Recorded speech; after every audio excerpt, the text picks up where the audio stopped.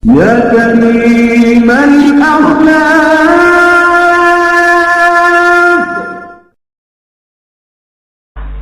Menjelang mencintai ada dua hal utama yang jadi bagiannya cinta.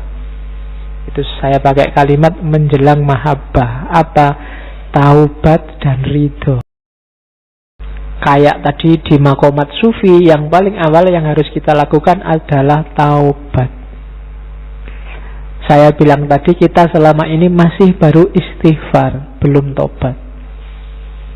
Ya nanti di banyak kitab, termasuk kitabnya Ghazali, disebutkan syarat dan rukunnya taubat. Tapi Robiah punya pandangan sendiri.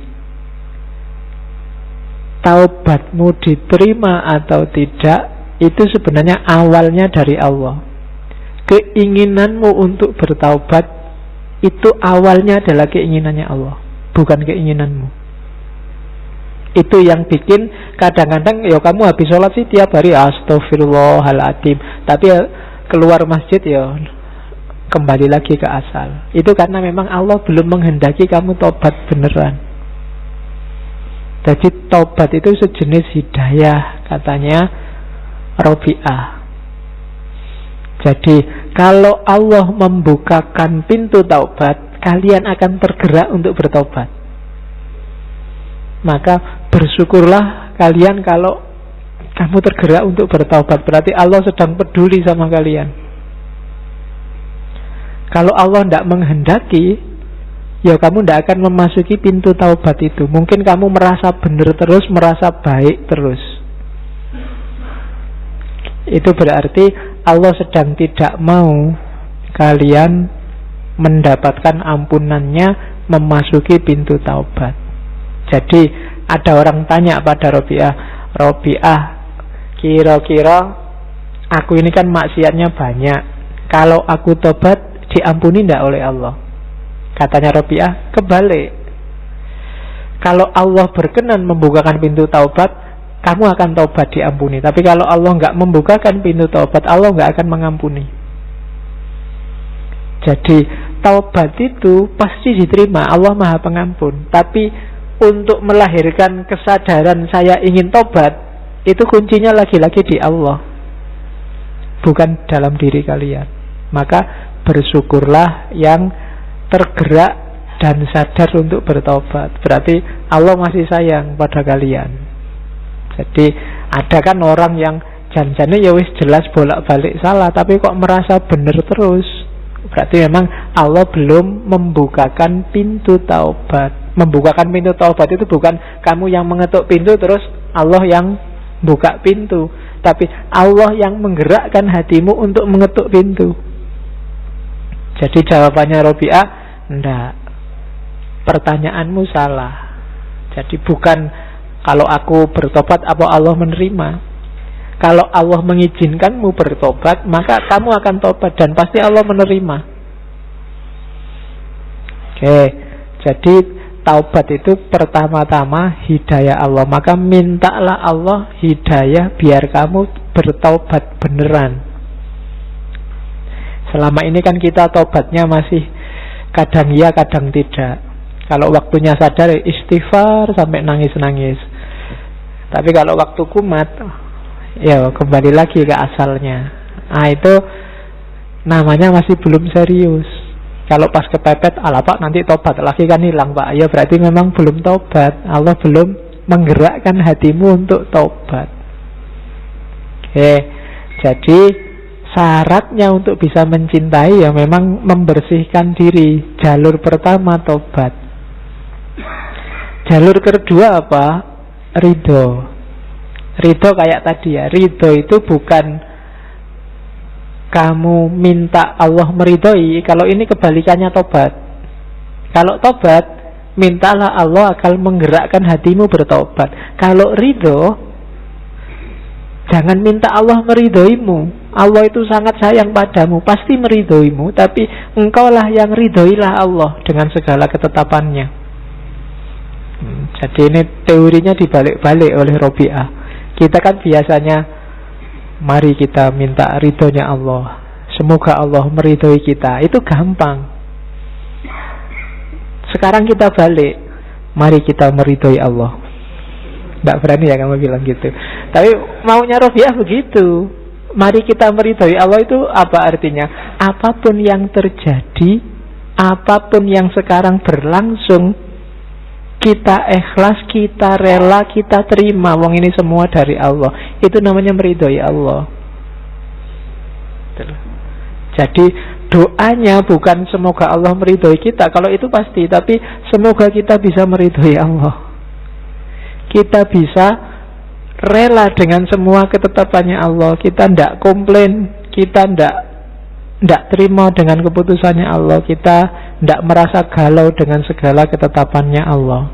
Nah, itu namanya ridho pada Allah. Radhiyallahu anhum wa radu anhu.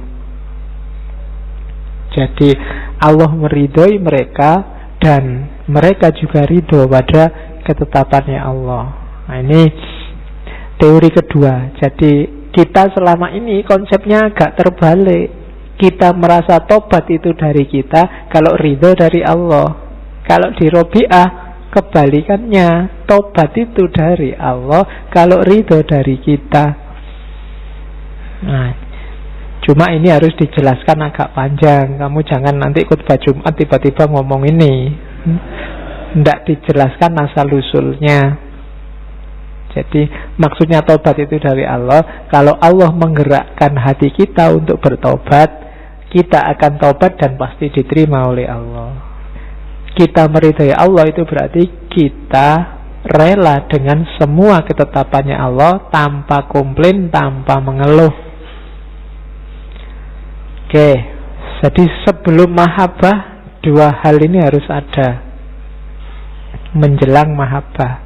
Oke, kalau ini sudah ada, kita tumbuhkan rasa cinta. Masih menjelang mahabbah apa?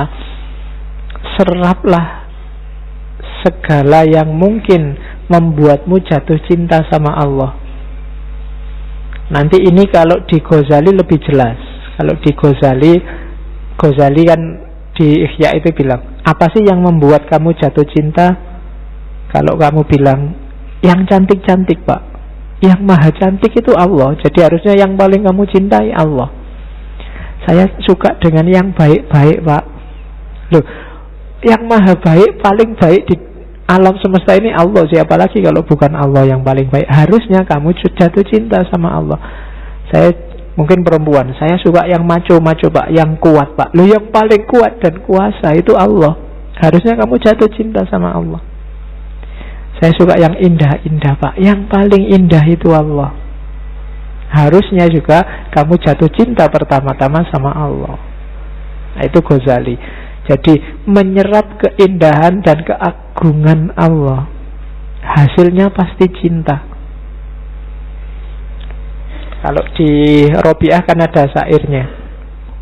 Jadi, Tuhan, semua yang aku dengar di alam raya ini, ocehan burung, desir dedaunan, gemercik air di pancuran, nyanyian burung bersahutan, hembusan angin, suara halilintar, dan suara kilat yang berkejaran. Kini kusadari sebagai tanda bukti atas keagunganmu, dan sebagai saksi abadi atas keesaanmu, juga sebagai kabar bagi manusia bahwa tak satu pun ada yang menandingimu dan menyekutuimu. Jadi ini sebenarnya syair ini muncul ketika Robiah merasa galau. Aku ini termasuk wanita solihah, kok pekerjaannya main seruling dan menyanyi.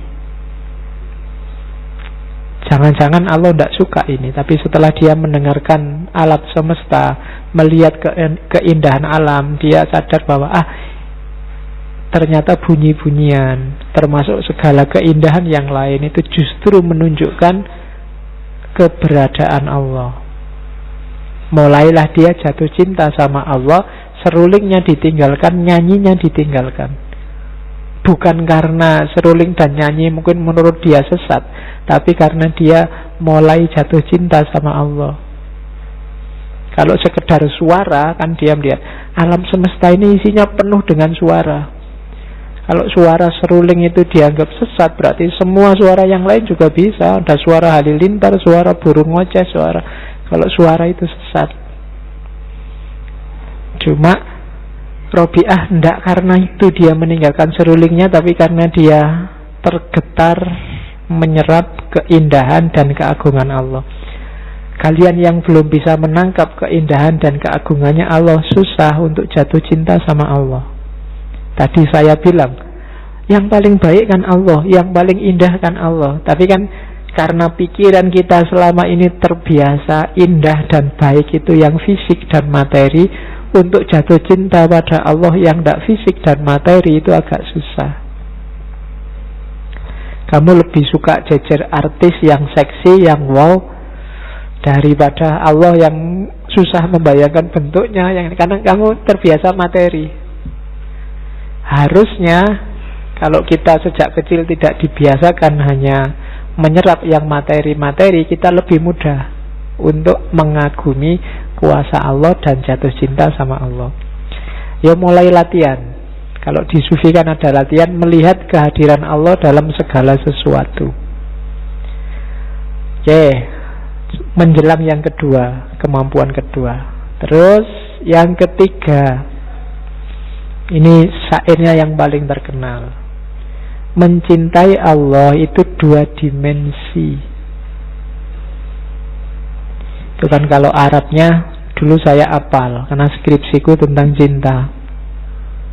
Uhibbuka hubbaini, hubbal hawa wa hubban li'annaka ahlun lidzaka. Fa ammal ladzi hubbal hawa fa syughli bi dzikrika amman siwaka. Wa ammal ladzi hubban bi annaka ahlun lahu fa kashfuka liyal hajbu hatta aroka. Sudah lama hafalannya. Zaman saya S1 tahun berapa itu ya? 98. Jadi katanya Robiah, aku mencintaimu dengan 2 cinta. Bukan 2 cinta itu cintanya jumlahnya 2, tapi cintanya 2 dimensi. Dimensi pertama apa? Cinta karena diriku. Yang kedua, cinta karena dirimu. Cinta karena diriku itu apa? Ya karena aku selalu sibuk mengingatmu. Kalau cinta karena dirimu, karena engkau menyambut cintaku, kemudian mengungkapkan dirimu sehingga aku bisa melihatmu. Itu berarti aku dan engkau sama-sama dalam cinta yang satu.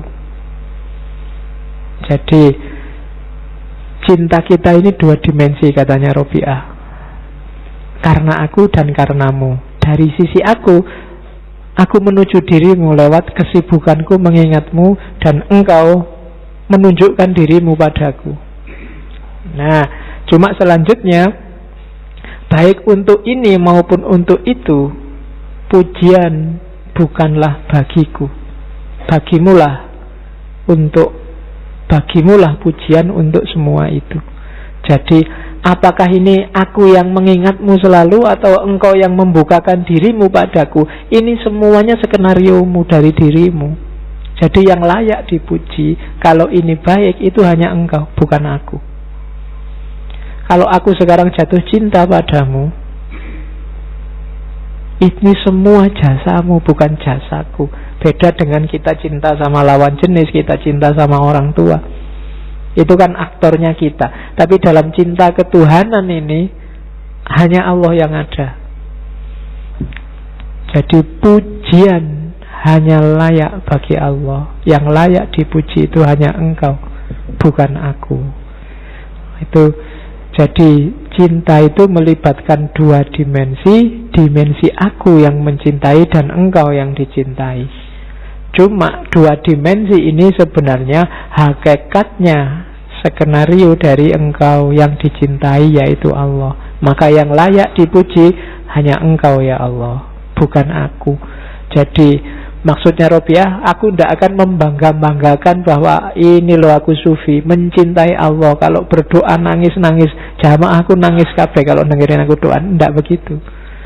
Yang layak dipuji hanya Engkau dalam kisah cinta ini, bukan aku. Nah, itu maksudnya Robiah dengan dua dimensi cinta. Terus,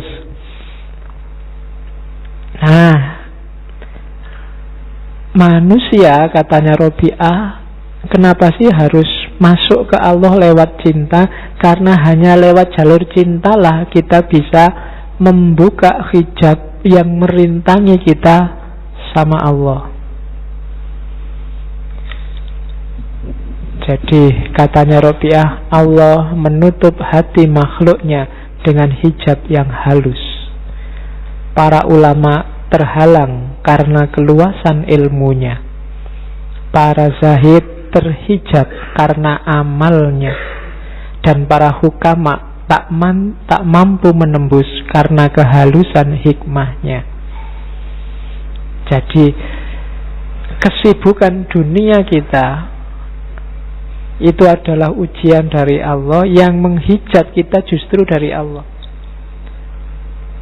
Jadi Allah menguji cinta kita padanya itu dengan hijab-hijab ini.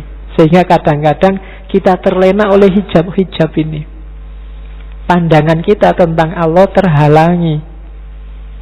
Kita ngerti tentang Allah dari ilmu kita. Akhirnya kita dalam tanda petik menyembah ilmu kita. Kita memahami Allah dari buku-buku filsafat. Kemudian kita konsepkan Allah sesuai filsafat kita. Dan konsep itulah yang kita sembah. Kita tidak merasakan Allah, tapi kita mempertuhankan konsep kita tentang Allah. Itu yang dikritik oleh Robiah. Itulah hijab. Kita harus menghilangkan hijab-hijab ini. Kita rasakan langsung Allah. Kan sering ya teman-teman mengkritik, jangan-jangan yang kita sembah bukan Allah, tapi konsep kita tentang Allah. Mungkin memang begitu resepnya Robiah. Maka jangan berhenti di konsep.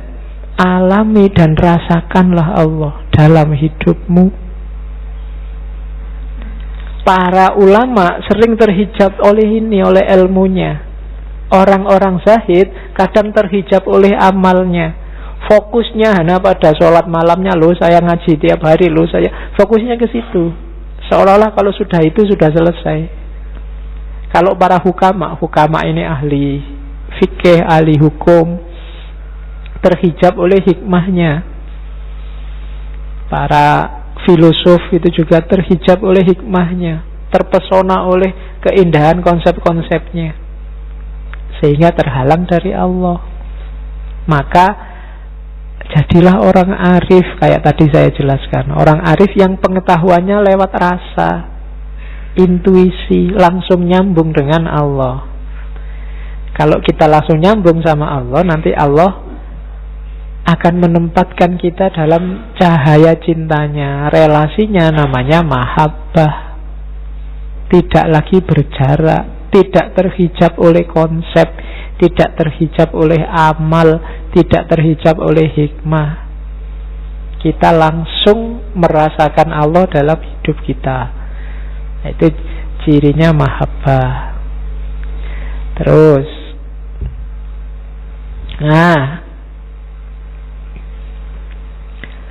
ini sebenarnya syair yang diucapkan oleh Robiah setelah banyak orang melamar dia dan semuanya ditolak.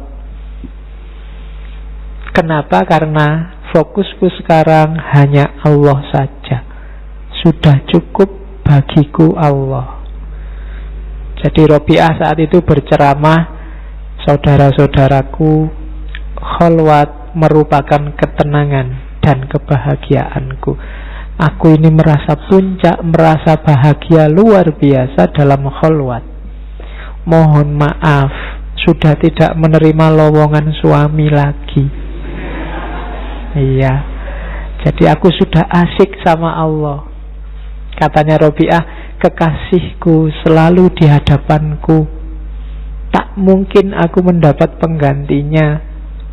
Aku sudah ngerti bener indahnya, dahsyatnya kekasihku yang satu itu. Jadi aku ndak akan nyari lagi. Bahkan katanya Robiah, cintanya pada makhluk itu cobaan bagiku. Ini namanya cemburu. Mbok kekasihku itu milikku saja, ndak usah mengasihi yang lain. Tapi dia ini sangat maha penyayang, maha pengasih. Maka itu cobaan bagiku. Dialah tujuan hidupku. Nah, oh hati yang ikhlas, oh tumpuan harapan, berilah jalan untuk meredam keresahan. Oh Tuhan sumber bahagia dan kehidupan, kepadamu saja kuserahkan hidup dan keinginan. Kupusatkan seluruh jiwa ragaku demi mencari ridhomu. Jadi nggak punya suami aku ndak gelisah, ndak punya apa-apa aku ndak galau. Yang bikin aku galau cuma satu, ridhomu. Kamu ridho ndak ya padaku? Apakah harapanku akan terwujud? Jadi satu-satunya yang difokusi oleh Robiah itu hanya Allah ini kira-kira ridho nggak kalau aku gini ya.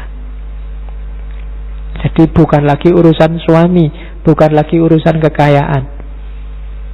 Meskipun miskin luar biasa, banyak hartawan yang ingin bantu. Ada cerita seorang hartawan ingin bantu Robiah, cuma takut karena dia tahu pasti ditolak. Akhirnya melalui sahabatnya Sufi, namanya Sufyan Tsauri.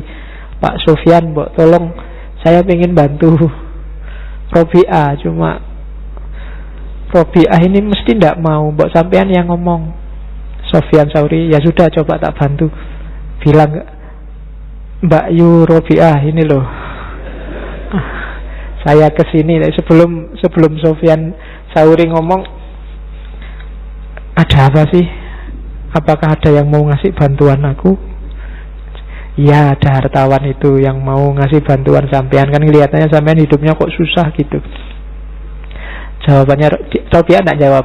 Gini aja deh, kamu ngerti toh kira-kira aku jawab apa? Iya sih. Ya sudah. Jadi akhirnya nggak jadi, sudah nggak jadi dibantu. Oke, jadi ada cerita lagi satu ketika Robiah ini punya puasa. Dia merasa nanti maghrib buka puasa, aku masih punya bawang satu untuk buka puasa. Jadi buka puasanya pakai bawang. Begitu maghrib mau buka puasa ke dapur, loh bawangnya kok ndak ada. Ya sudahlah pakai air aja. Tiba-tiba ada burung lewat jatuh, bawa bawang satu dijatuhkan di depan Robiah. Robiah lihat bawang itu, ndak usah, nanti tipuan, nanti aku jadi manja. Pingin opo-opo langsung datang. Kalau kamu kan seneng, bayangkan tiba-tiba datang. Tapi kalau Robiah ndak. Kalau diginiin terus sama Allah, nanti jangan-jangan aku manja. Ndak usah tak ambil bawangnya, cukup dengan air saja. Nah, itu Robiah. Ya jangan disamakan jiwanya kayak kalian, tapi pelan-pelan bisa ditiru. Oke, ini juga ada satu cerita. Satu ketika Robiah ini jatuh, tangannya patah, dan ya lama tidak sembuh-sembuh. Terus dia baca syair, bukan mengeluhkan patahnya tangan. Ya Tuhan, lenganku telah patah. Aku merasa penderitaan yang hebat atas segala yang telah menimpaku. Aku akan menghadapi segala penderitaan itu dengan sabar, tidak masalah. Namun aku masih bertanya-tanya dan mencari jawabannya. Apakah Engkau ridho akan aku, ya Allah? Oh Tuhan, inilah yang selalu mengganggu langit pikiranku. Tanganku patah nggak masalah, aku sengsara nggak masalah. Aku masih pengen tahu kamu itu ridho padaku ndak, ya Allah? Aku gini ini loh. Nah itu Robiah. Jadi dia tidak galau oleh apapun. Sumpah kayak apapun hidupnya, diculik, diperbudak orang, tidak masalah. Dia cuma, ini Allah ridho tidak ya kira-kira kalau aku gini nih gitu. Nah, bisa kamu tiru kalau sedang ngapain, sumpah tidak apa-apa lah kayak gini, tapi Allah ridho enggak dalam hal apa saja. Itu yang selalu ditanyakan Robiah. Oke, terus Robiah itu, ya tadi karakternya orang cinta memang selalu rindu pada Allah. Setiap dia kan tidak pernah tidur sholat malam sampai fajar. Biasanya fajar dia tidur sebentar, tapi setiap kali bangun tidur kalau pagi dia membaca syair ini, memarahi dirinya. Wahai jiwa, berapa lama engkau tertidur? Sampai kapan engkau tertidur? Engkau terlalu nyenyak tidur. Akankah engkau tertidur saja tanpa terbangunkan kembali, kecuali oleh trompet hari kebangkitan? Jadi kalimat ini terkenal karena banyak orang mendengar. Setiap kali pagi habis dia tidur sebentar sebenarnya, karena semalaman gak tidur, asik sama Allah. Begitu dia sadar, aku ketiduran, jiwanya sendiri dimarahi. Kamu itu kok senengane tidur toh yo, mbok ndak tidur asik terus sama Allah kan enak. Itu jadi cara Robiah mendidik dirinya. Kalau kita kan enggak. Ya enggak usah dikasih contoh. Jauh ya, enggak apa-apa. Ini salah satu contoh jiwa yang benar-benar jatuh cinta sama Allah. Ini lagi, itu syair malam dan syair pagi yang terkenal. Dari setiap malam, ketika malam mau datang, biasanya syair ini dia. Wahai Tuhanku, tenggelamkanlah aku dalam mencintaimu, sehingga aku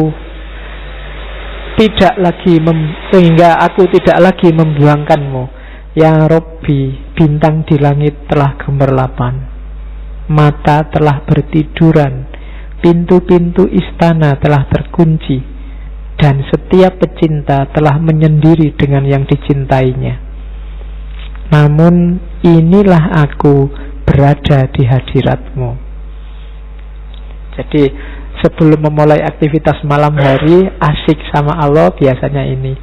Ya Allah, bintang sudah muncul, bulan sudah muncul, pintu-pintu telah tertutup, para pecinta sudah sama pasangannya sendiri-sendiri, dan inilah aku di depan pintumu. Jadi Robiah yang datang apel sama Allah tiap malam, waktu semua orang tidur. Dan ini dilakukan setiap malam. Jadi asik sama Allah, biar aja yang lain sama yang dicintainya masing-masing, biar aja semua pintu tertutup, pokoknya hanya engkau yang aku inginkan, yang aku rindukan. Setelah semalaman begitu, terus pagi hari, syair ini yang dia baca. Tuhanku, malam telah berlalu dan siang segera menampakkan diri. Aku gelisah, apakah amalanku engkau terima hingga aku merasa bahagia, ataukah engkau tolak sehingga aku merasa gelisah? Demi kemahakuasaanmu, inilah yang akan aku lakukan selama engkau memberi aku hidup. Sekiranya engkau usir aku dari depan pintumu, aku tak akan pergi, karena cintamu telah memenuhi hatiku. Jadi kalau pagi dia bermunajat sama Allah, ya Allah, malam sudah selesai, sekarang siang telah datang. Amalanku semalaman tadi engkau terima apa enggak ya? Tapi aku akan selalu begini, aku akan selalu di depan pintumu. Kamu bukakan pintu apa enggak, aku akan ada di sini. Kamu sambut atau tidak, aku akan ada di sini. Karena aku sudah terlanjur jatuh cinta denganmu. Nah itu Robiah. Jadi 24 jam hidupnya hanya untuk Allah. Kerinduan yang tiada henti pada Allah. Terus ya ini syair yang lain. Ku jadikan engkau teman bercakap dalam hatiku. Tubuh kasarku biar bercakap dengan yang duduk, jisimku biar bercengkrama dengan handai tolanku. Isi hatiku hanya tetap engkau sendiri. Ya biar aja fisikku ketemu orang lain ngobrol, jasadku ketemu tetangga-tetangga, ketemu sanak saudara. tapi hatiku tidak akan kemana-mana, hanya bersamamu. Nah, itu Rabi'ah. Terus buah hatiku, hanya engkaulah yang kukasihi. Ampunilah para pendosa yang datang ke hadiratmu. Dia tidak mendoakan dirinya, mendoakan selain dirinya. Kalau ada orang berdosa datang kepadamu, ampuni saja. Tapi aku tidak akan mohon ampun, karena engkaulah harapanku, kebahagiaan dan kesenanganku. Hatiku telah enggan mencintai selain dari dirimu. Jadi engkau marah padaku tidak apa-apa, asal jangan pergi dari aku. Nah, itu Rabi'ah, sama Allah. Terus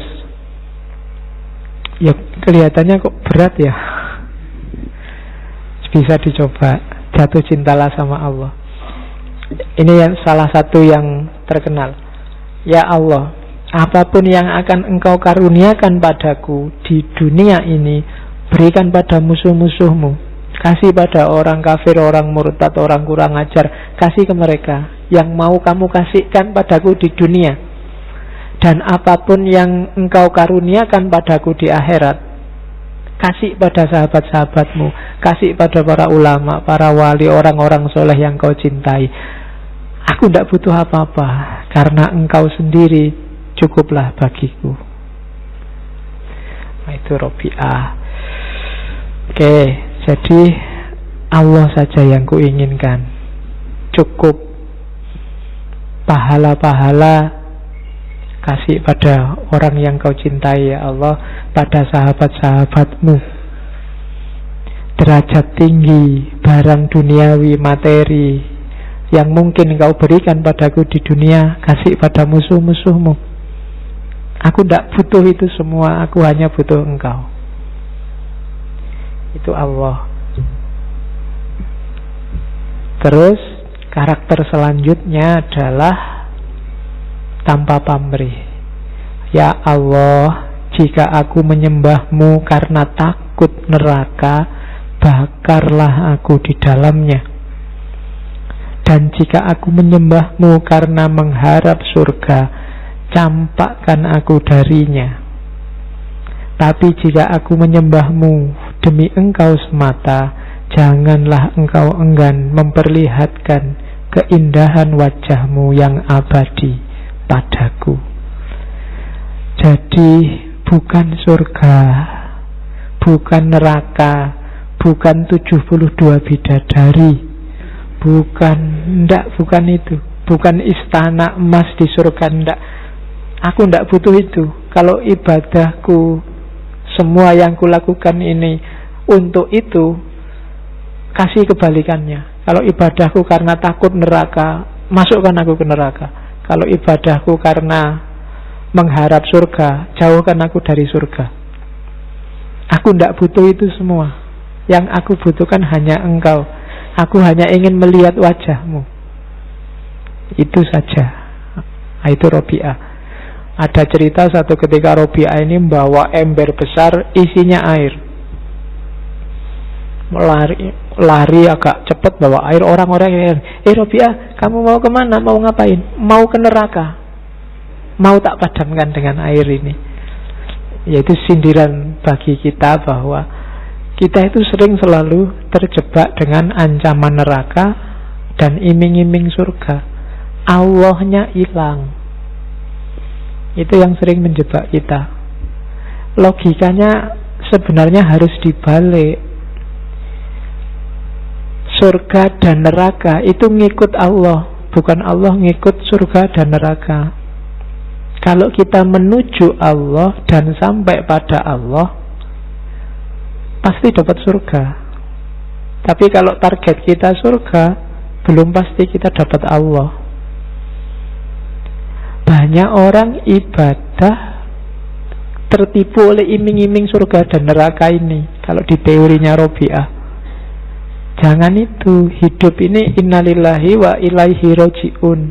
Kepada Allah itu mukhlisina lahuddin, ikhlas untuk Allah, bukan untuk surga, untuk neraka. Surga neraka itu anggap aja iming-iming untuk nambah semangat, tapi tujuannya bukan itu. Sama kayak kamu misalnya punya adik kecil, disuruh belajar susah. Akhirnya, sudahlah, kalau mau belajar, besok tak ajak jalan-jalan ke mall. Nih, tujuannya kamu belajar kan pinternya, bukan jalan-jalan di mallnya. Tapi anak kecil ini, yang dia pikir jalan-jalan di mallnya tidak masalah. Tapi kan nanti akhirnya dia pinter. Awalnya surga dan neraka mungkin pakai logika ini. Jadi mungkin dulu orang susah, zaman Nabi kalau marilah kita menyembah Allah, ikhlas, tidak usah mikir imbalan, mungkin tidak ada yang mau. Tenang aja, besok di surga dapat rumah gratis, terus ada kolam susu, kolam madu, ada bidadari berpuluh-puluh, diajak perang susah. Ayo kita jihad. Kalau meninggal langsung disambut 72 bidadari loh. Wah iya, ini kedua kamu semangat. Yang dipikir lumayan 72, 2 bulan lebih itu bisa gonta-ganti pikiranmu kan ke situ. Ya kan? Padahal Robi'ah enggak. Jangan ketipu dengan itu. Nanti ikhlasnya hilang. Maka Robi'ah mungkin gemes sama kita. Kok bolak-balik orang ditakut-takuti neraka, terus dia bawa ember besar. Mau kemana Robi'ah? Tak padamkan aja nerakanya, biar orang tidak ibadah karena takut neraka. Nah itu, jadi tidak ada pamrih apa-apa selain dia, selain Allah. Terus ciri mahabbah selanjutnya dalam Robi'ah adalah tidak mengharap apapun, hanya menerima saja, tidak usah minta-minta. Satu ketika dia sakit, Sofyan Sauri datang, Robi'ah, kamu itu kan dekat sama Allah, ya mbok berdoa biar sembuh. Terus Robi'ah bilang, sakit ini dari siapa? Ya dari Allah. Berarti kan Allah menginginkan aku sakit. Kalau aku dapat sesuatu dari yang aku cintai, ya aku nikmati no. Itu Robi'ah. Jadi itu kalimatnya selanjutnya ini, aku ini hanya hambanya. Apa hakku untuk menginginkan sesuatu? Kalau aku menginginkan sesuatu sedangkan Allah tidak menginginkannya, maka kafirlah aku. Susah ya ini. Jadi jangan menginginkan sesuatu yang tidak diinginkan oleh Allah. Maunya Robi'ah. Kalau kamu kayak gini berarti melawan Allah. Apa terus kalau sakit nggak diobati Pak? Ya diobati, tapi tetap dengan logika, kalau Allah yang ngasih sakit, Allah yang ngasih kesembuhan. Tidak harus kamu marah-marah sama Allah, kenapa saya dikasih sakit? Tidak usah. Tidak ada mengeluhnya, tidak harus protes, tidak harus komplain, diterima saja. Ini orang jatuh cinta. Kayak kamu sama pacarmu waktu ulang tahun tiba-tiba kamu disiram sama telur, ya kan? Kamu kan nggak komplain. Kenapa? Kamu cinta. Tapi bukan berarti telurnya terus nggak dihapus-hapus sampai sore. Ya, nggak diprotes, tapi ya terus dibersihkan. Sakit ya diobati tanpa mengeluh, tanpa komplain, apalagi marah-marah. Ya Allah, gimana sih, saya itu kan orang soleh, rajin, kok ya dikasih sakit, kan tidak begitu. Jadi ndak, malah istilahnya Robi'ah ekstrim. Kalau aku menginginkan sesuatu yang berbeda dengan keinginannya Allah, maka kafirlah aku. Yang dikafiri apa? Kufur atas apa? Kufur atas pemberiannya Allah. Semua kan Allah yang memberi. Kamu sehat, kamu sakit, kulitmu mulus apa kasar, putih apa hitam, rambutmu keriting apa lurus, itu kan pemberiannya Allah. Jangan komplain, Pak, saya kok lahir di Indonesia ya Pak, akhirnya pesek hidungnya. Coba lahir di India, mungkin hidungnya lebih panjang. Nah, itu namanya komplain. Allah sudah menghendaki itu, ya sudah. Kan kamu sering mengeluh gitu, coba kemarin saya anaknya Jokowi, Pak. Nah, iya kan, kamu protes. Enggak, Allah sudah menginginkan itu, ya sudah, diterima saja, disyukuri. Kalau enggak, karena lawannya syukur itu kan kufur. Kalau kamu enggak terima, itu namanya kufur. Kenyataannya memang sudah begitu. Mau gimana? Kamu jago siapa, yang jadi kok malah siapa? Ya sudah, berarti Allah menghendaki itu. Ya bukan berarti terus kalau kamu tidak setuju diam saja. Ya kayak sakit tadi loh, ya diobati, tapi tanpa harus komplain, tanpa harus protes. Yang paling bagus apa? Engkau harus menginginkan segala sesuatu yang diinginkannya, sesuatu agar engkau menjadi hambanya yang sejati, semata-mata agar engkau menjadi hambanya yang sejati. Namun tidak masalah jika memang dia memberikannya.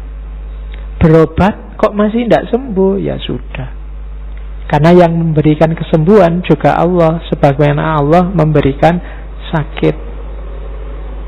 Jadi logika utama seorang pecinta hanya satu, cukup yang dicintai saja. Kalau cinta pada Allah berarti ya cukup Allah saja, tidak masalah. Kehilangan apapun tidak masalah, asal tidak kehilangan Allah.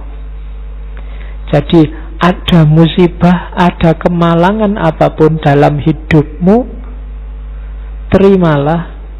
Satu yang kamu jangan sampai hilang, Allahnya. Kehilangan segalanya tidak masalah, asal jangan kehilangan Allah. Kehilangan hak pilih, kehilangan suara, kehilangan apapun tidak masalah, asal jangan kehilangan Allah. Sekarang banyak yang kebalik.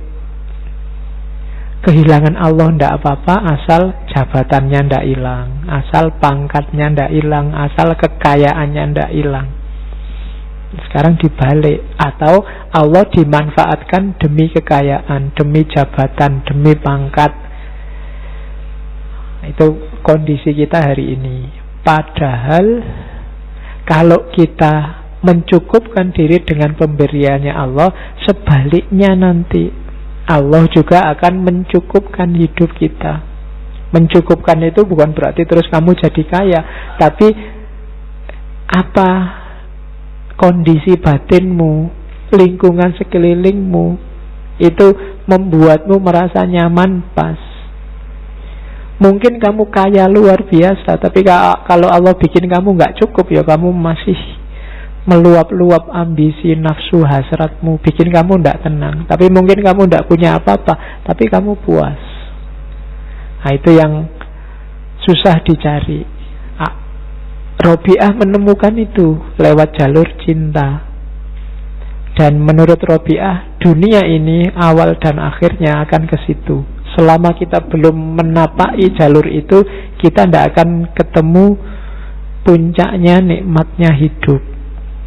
Nikmatnya hidup ada di situ. Makanya di antara kalimatnya dia menyebut, biar waktu yang akan membuktikan bahwa tiap langkah yang telah dipijakkan, tiap tetesan keringat dan darah yang telah dialirkan, tiap jiwa yang telah melayang akan sampai pada satu keadaan di mana keadilan adalah nadinya, kesejahteraan adalah nafasnya, kebijaksanaan adalah sifatnya, dan ridho Sang Kholik adalah tujuannya.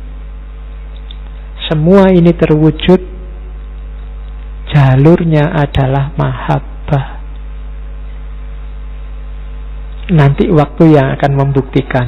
Dengan mahabbah, semua kecapean, keringat yang menetes, darah yang mengalir, langkah yang dipijakkan akan membuahkan keadilan, kesejahteraan, kebijaksanaan, dan ridho dari Allah.